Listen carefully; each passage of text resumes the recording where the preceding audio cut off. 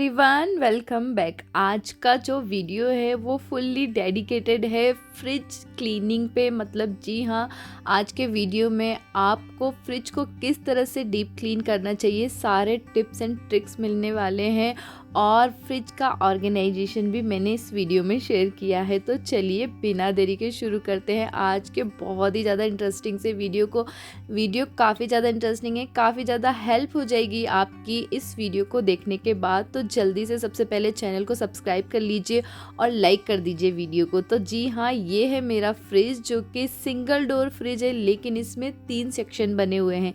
पहला जो फ्रीज़र होता है वो अलग, और एक जो मेन सेक्शन होता है और एक वेजिटेबल सेक्शन भी इसमें अलग से बना हुआ है। तो देखिए अभी फ़िलहाल बिफोर लुक मैं आप लोगों के साथ शेयर कर रही हूँ, उसके बाद हम इसका पूरा डीप क्लीनिंग करते हैं और मैंने किस तरह से इसको एक सिंपल वे में ऑर्गेनाइज़ किया है वो भी आपको देखने को मिलेगा। दोस्तों, सबसे पहला टिप जो मैंने फ्रिज क्लीनिंग में आज फॉलो किया है वो है टॉप टू बॉटम। जी हाँ, सबसे पहले मैंने यहाँ पे टॉप वाला सेक्शन उठाया जो कि फ्रीजर वाला सेक्शन है, और आज मैं फ्रिज को कुछ इस तरह से क्लीन करने वाली हूँ तो जिसमें मुझे बहुत ही कम एफर्ट्स लगे। मेरा हमेशा से यही मोटिव होता है कि मैं एफर्ट्स थोड़े कम डालूँ और काम 100% हमें मिल जाए। तो मैंने सबसे पहले फ्रीजर को यहाँ पे एम्प्टी कर दिया है, और दूसरी बात यह है मैंने फ्रिज को यहाँ पे मतलब ऑफ नहीं किया है, स्विच ऑन है, उसी में मैं आज क्लीन करने वाली हूँ। अगर आपके यहाँ भी इलेक्ट्रिसिटी का कोई इशू नहीं है, कोई फ्लक्चुएशन नहीं है, तो आप बिल्कुल इस तरह से अपने फ्रिज को डीप क्लीन कर सकते हैं विदाउट स्विच ऑफ किए हुए।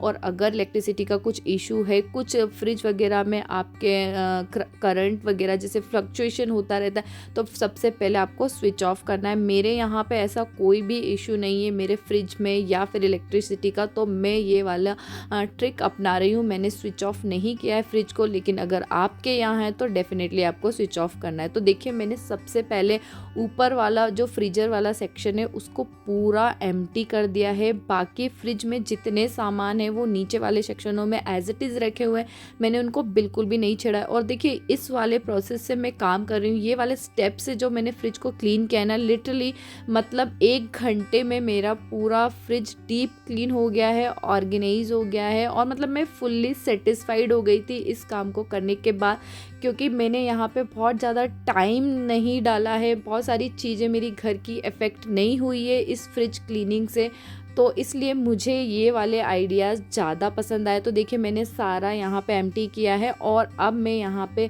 यूज़ कर रही हूँ सिंपल सा विनेगर को मैंने अंदर स्प्रेड कर दिया। और देखिए जो इसके ये गैस किट होते हैं वहाँ पे कितना ज़्यादा गंदगी जमा हो जाता है। तो नीचे के साइड था ये, मुझे कभी दिखता भी नहीं था कि यहाँ पे इतना गंदगी जमा हुआ है। तो वहाँ पे मैंने किचन क्लीनर लिया है कपड़े में और उससे क्लीन किया है, तो काफ़ी हद तक जो गैस किट का गंदगी था वो निकल गया था। एक बार आप भी अपने फ्रिज के रबर को ज़रूर चेक कीजिएगा, हमें पता नहीं होता है यहाँ पे बहुत ज़्यादा गंदगी जमा हो जाती है।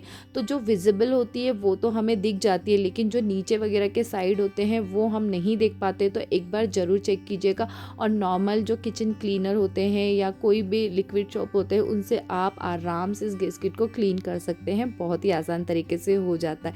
तो देखिए फ्रीजर वाला सेक्शन पूरी तरीके से क्लीन हो गया है, मतलब अच्छे तरीके से बहुत ही कम टाइम में। नेक्स्ट यहाँ पे मैंने एक डिश वॉश से एक लिक्विड रेडी किया है, उससे मैं फ्रिज के अंदर के जितने भी पार्ट्स हैं उन सबको क्लीन करने वाली हूँ। तो ये लिक्विड मैंने एक साथ ही अच्छे से पूरा रेडी कर लिया है, लेकिन अभी तक मैंने फ्रीजर के अलावा फ्रिज का कोई भी पार्ट नहीं निकाला है। तो अभी फ़िलहाल मैं क्लीन कर रही हूँ अपने फ्रीजर वाले सेक्शन में जो जो सामान रखे हुए थे, सारी चीज़ें मैंने बाहर निकाली।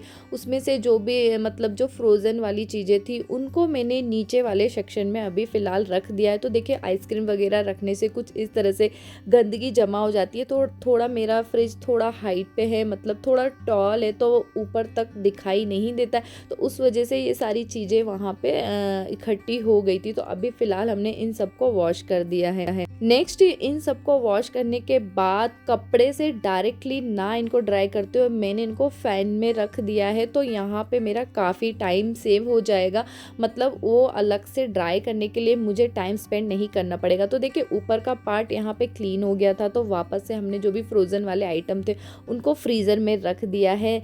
नेक्स्ट हम क्लीन करेंगे इसका मेन पार्ट, जहाँ पे बहुत सारी चीज़ें हम रखते हैं फ्रीजर में, तो उसको अगेन हमने एम्प्टी कर लिया है। और ये देखिए अभी vegetable box as it is है, फ्रीज़र हमारा क्लीन हो गया है, एफर्ट्स बहुत ही कम लगे हैं। और ये देखिए न्यूज़पेपर वगैरह एज अ लाइनर मैंने डाले थे डोर में, तो देखिए कितनी गंदगी इन पे जमा हो गई है। तो ये सारी चीज़ें, छोटे छोटे टिप्स एंड ट्रिक्स अगर आप भी फॉलो करेंगे तो ये सारी चीज़ें बहुत आसान हो जाती है। तो अब यहाँ पे हमने डोर वाला सेक्शन लिया है और डोर के जितने भी यहाँ पे सेल्फ लगे हुए थे उन सबको हमने हटाया है। और उसके बाद अगेन यहाँ पे विनेगर वाला स्प्रेड कर दिया है। और देखिए आसान तरीके से फ्रिज के अंदर जितनी भी गंदगी थी वो इस विनेगर से क्लीन हो जाती है। अब क्योंकि यहाँ हम फूड आइटम वगैरह को स्टोर करते हैं तो कुछ भी यहाँ पे मैंने साबुन वगैरह कोई भी लिक्विड वगैरह यूज़ नहीं किया, इसलिए अगर आप कभी फ्रिज को क्लीन कर रहे हैं तो विनेगर वगैरह का यूज़ करके कर सकते हैं। तो देखिए ये वाला पार्ट बिल्कुल रिमूव नहीं होता है और ये गैस किट वगैरह जितनी भी थी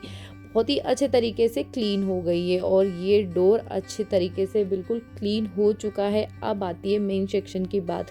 तो देखिए यहाँ पे भी मैं लाइनर बिछा के रखती हूँ। लाइनर डालने से भी थोड़ी मतलब लंबे टाइम तक आप अगर फ्रिज को क्लीन भी नहीं करते हैं, बस लाइनर वगैरह निकाल के क्लीन कर देते हैं तो आपका काम चल जाता है। और जो ये डीप क्लीनिंग में कर रही हूँ ना दोस्तों, 3-4 मंथ तक आराम से चलती है अगर आप इस तरह से थोड़ा मेंटेनेंस बराबर अपना करके रखते हैं। तो सारे सेल्फ हमने निकाल लिए हैं और उसके बाद इन सबको हम वॉश करने वाले हैं नॉर्मल जो हमने लिक्विड रेडी किया था।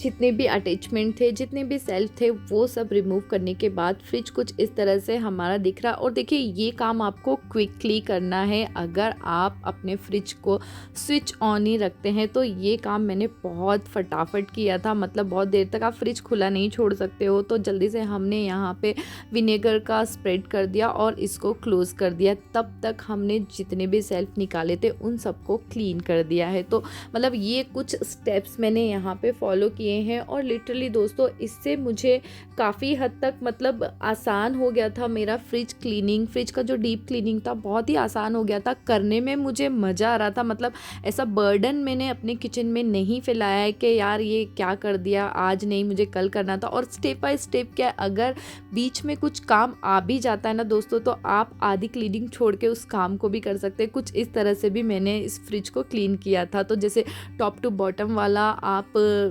टिप लगाते हो यहाँ पे तो आप इजीली इन चीज़ों को कर पाते हो। सारी चीज़ें हमने अच्छे से वॉश कर दिए और अगेन इसे डायरेक्टली हमने कपड़े से ना ड्राई करके फ़ैन में डाल दिया है। और जब तक आप अपने फ्रिज को अंदर क्लीन करोगे तब तक वो बहुत ही अच्छे से फ़ैन में ड्राई हो जाएगा। तो ये कुछ बेसिक से टिप्स मैंने अपनाए हैं और ये अच्छे से काम किए हैं। मतलब मेरे किचन में कुछ भी ऐसा नहीं हुआ है, फ्रिज क्लीनिंग से लेके कुछ भी काम मेरा इफ़ेक्ट नहीं हुआ है। तो मुझे ये आइडियाज़ बहुत ही काम किए हैं। अगर आप भी इस तरह से अपने फ्रिज को क्लीन करते डेफिनेटली आपको आपकी क्लीनिंग में, फ्रिज क्लीनिंग में, ऑर्गेनाइजेशन में मज़ा आने वाला है और आपका काम कब हो जाएगा आपको पता भी नहीं चलेगा। देखिए सारी चीज़ें बहुत ही अच्छे तरीके से ड्राई हो गई है, कोई भी एफर्ट्स के बिना।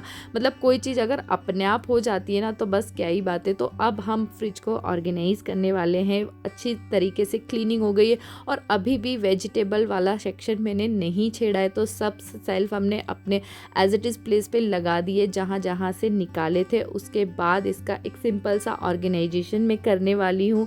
अब मैं फ्रिज में क्या क्या रखने वाली हूँ, क्या क्या हटाने वाली हूँ, वो आपको आगे के क्लिप में देखने को मिलेगा। तो देखिए सारे अच्छे तरीके से सेल्फ फिट कर दिए हैं हमने।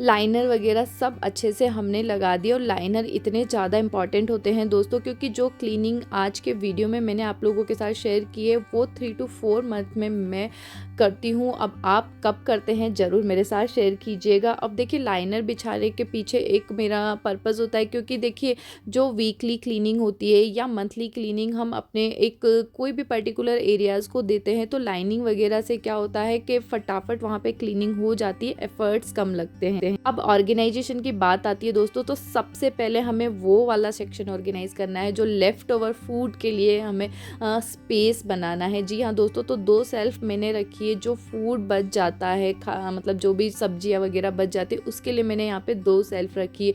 ऊपर मेरे पास एक क्यूट सा एक बटर ऑर्गेनाइज़र था, उसमें मैंने बटर्स को ऑर्गेनाइज़ किया है। और ये देखिए जो कुछ इस तरह के फ्रूट्स वगैरह आते हैं जो ऑलरेडी एक ऑर्गेनाइज़र के साथ आते हैं, उनको मैंने एज इट इज़ रखा है। और ये बेकिंग का एक सामान है, उसको मैंने एक ट्रे में रखा है। मतलब एक पर्टिकुलर एक चीज़ को एक ऑर्गेनाइज़र दे दिया है। एक सेल्फ में मैंने सारे डोर में जितने भी मेरे ड्राई मसाले होते हैं उनको ऑर्गेनाइज़ करती हूँ। और ऊपर के सेक्शन में मैंने चॉकलेट्स, केक्स वगैरह को रखा है ताकि मेरी डॉटर उनको टच ना कर पाए।